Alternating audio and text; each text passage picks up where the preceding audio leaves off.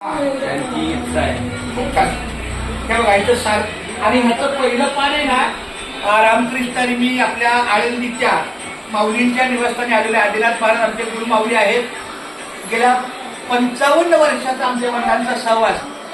परंतु माझं सौभाग्य की जेव्हापासून मी इथं यायला लागलो 2006 सालापासून, तेव्हापासून माझं सुद्धा यांच्याशी अतिशय सौख्य ऋणानुबंध आहे.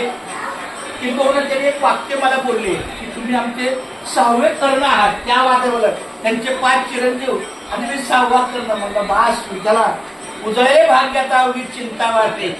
संत दर्शन याला व पद्मनाभ जोडियाला संपुष्ट हृदय पेटी करून पोटी साठवू. तुकामध्ये होता ठेवा तो या भावा सापडला. तर हे सार्थक ज्ञानेश्वरी. ही ज्ञानेश्वरी द्यायला घेतली सुरुवात केली. पण पहिलं पण मी श्रीरामाच्या मूर्तीला पहिली गरज काढली बघा. ते काय बोलले, ओम नमोजी आज्ञा रामकृष्ण कैवल्य साम्राज्य संत श्रेष्ठ माऊली श्री ज्ञानोबा राय श्री ज्ञानेश्वर. आज माझं सौभाग्य की आमच्या सार्थ ज्ञानेश्वरी नोंद वहीला आदिनाथ महाराजांचं हस्त लागलेलं आहे. भावार्थ देते ओम श्री परमात्मने नमः. आता श्रीमद प्रथम अध्याय पहिला विषाद ओवी पहिली. ओम नमोजी आद्या वेद प्रतिपाद्या. केशवा माधवा चुकलं माझं, मला क्षमा असावी. ओम नमोजी आद्या वेद प्रतिपाद्या जय जय स्वसं वेद्यात्मरूपा देवा तुमची गणेश. अर्थ आहे त्याचा अर्थ लिहिला. देवा तुमची गणेश सकलार्थमती म्हणजे त्याचा अर्थ लिहिला. देवा तुझी गणेश हो सकलार्थमती प्रकाश म्हणे निवृत्ती दासो अवतारी. त्याचा अर्थ इथे हे शब्द ब्रह्माचे त्याची मूर्ती सुरेश. एक शब्द ब्रह्मा त्याची मूर्ती सुरेश जे स्वर्ण होतात मूर्ती त्याचे अवयव देखा लावण्याची सुरुवात. एक वाक्य बोलू अष्टादश पुराणे बोलायची परवानगी. अष्टादश पुराणे तिची म्हणे भूषणे पर पद्धती ठेवणे माझी प्रबंध दाखवते एका रंगात साहित्य होण्याचे पूर्वी एका काव्य नाटिकाचे निर्धारित त्याची रुंदुंची क्षुद्र घंटिका असतो. नाना प्रकारचे परी निपुणपणे विस्तुचितपणे माताचे रत्न हेच व्यासादिकांच्या मती याची रेखा निर्मिती चोखाळपणे झळकती पल्लव एका क्षण दर्शन होते.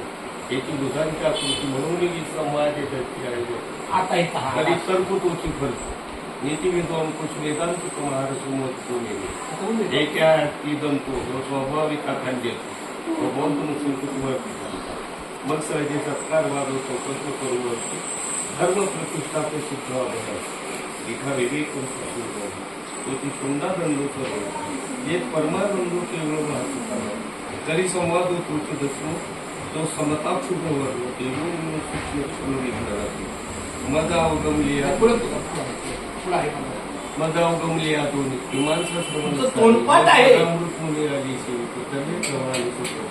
वेदात सरशीपणे उपरी दशोपनी जे उदारे ज्ञान म्हणजे की कुसुमे मुकुटी सुगंधी शोधती मकार चरणी मकार महामंडळ बसतारी हे त्याचे एक म्हटले ते पुस्तक ब्रह्म कवलेले ते मी असली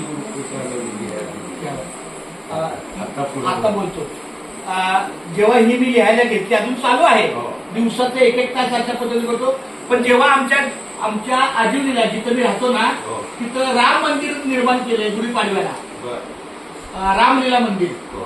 तर तिथल्या ब्राह्मणाने सांगितलं तुम्हाला काही सोनं ठेवायचं आहे का माऊलीच्या चरणाला, तुम्हाला काही दान करायचं आहे का. म्हणलं आमची खरी संपत्ती हीच आहे. मग ह्याचं पहिलं पान काढलं. तसंच पुढचं आहे तुकाराम गाथा त्याचं पहिलं पान लिहिलेलं काढलं. पुन्हा भागवत गीतेचं काढलं.